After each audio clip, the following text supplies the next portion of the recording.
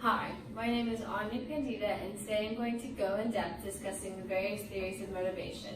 First, to understand this topic, it's important to understand what motivation is. Motivation is defined as the biological, emotional, cognitive, or social forces that act on or within you, initiating and directing your behavior. There are three basic characteristics of motivation, and these are activation, persistence, and intensity. Activation is defined as the initiation of a behavior. Persistence is the continued effort or determination to achieve the specified goal. And intensity is the vigor in which you use responding to something that you're motivated to do. For example, if you're motivated to clean your room, you may start the process by picking up your clothes off the floor. You may continue this process even when you're tired, and even when you're an hour in and you have a lot left to do, and you may have intensity in this process with the way that you work if you're being focused and time efficient. There are many theories of motivation, and in this video we will discuss them each individually.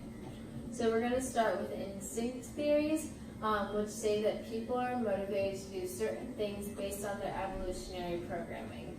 This theory is talking about how birds know to migrate, or about how humans are believed to be motivated by inborn instinctual behavior patterns.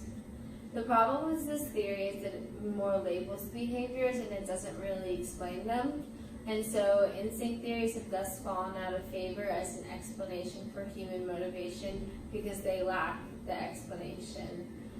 However, the idea that some human behaviors are innate is still important and influential.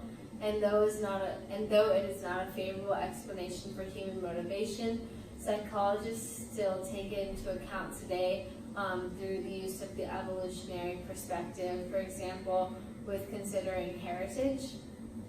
So the next theory that we're going to talk about are drive theories, and drive theories replaced instinct theories in the 1920s. These theories claim that behavior is motivated by the desire to reduce some kind of internal tension that is caused within you by unmet biological needs, such as hunger or thirst. The needs drive or push you in a direction to meet the needs, and thus will lead to a reduction in the drive upon accomplishing it. So leading drive theorists Robert Woodworth and Clark Hull believe that these drives are triggered by internal mechanisms of homeostasis, and thus they believe that when an internal imbalance is detected, a drive is going to be created to correct it.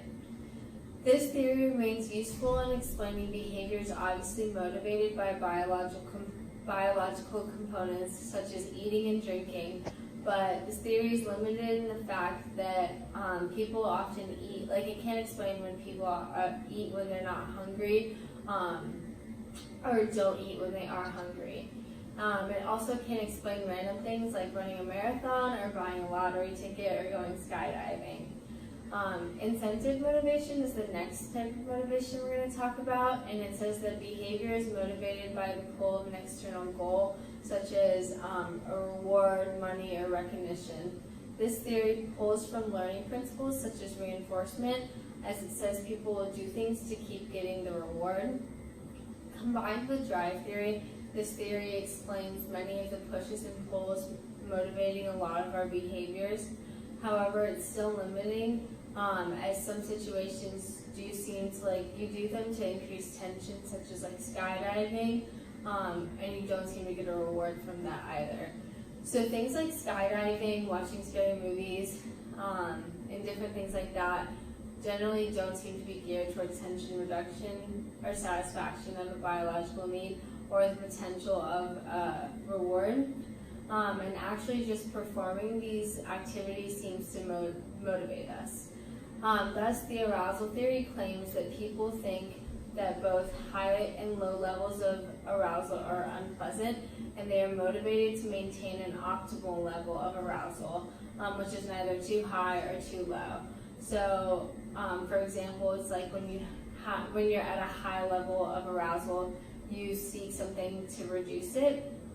And this optimal level varies for each person. So for example, sensation seekers are people with a heightened level of arousal that find a heightened level of arousal pleasurable, and so they stay in that excitement. And lastly, the humanistic theory, which was championed by Carl Rogers and Abraham Maslow, emphasizes the psychological and cognitive components of this, and they say that motivation is affected by how we perceive the world, how we think about ourselves, and how we think about others, and our beliefs about our abilities and skills. They say that people are innately motivated to fulfill their highest potential, and that this motivation could be jeopardized by the absence of something like a supportive environment, whether personally, socially, or culturally. And the most famous of this is Maslow's hierarchy of needs. So that is all. Thank you for watching this video.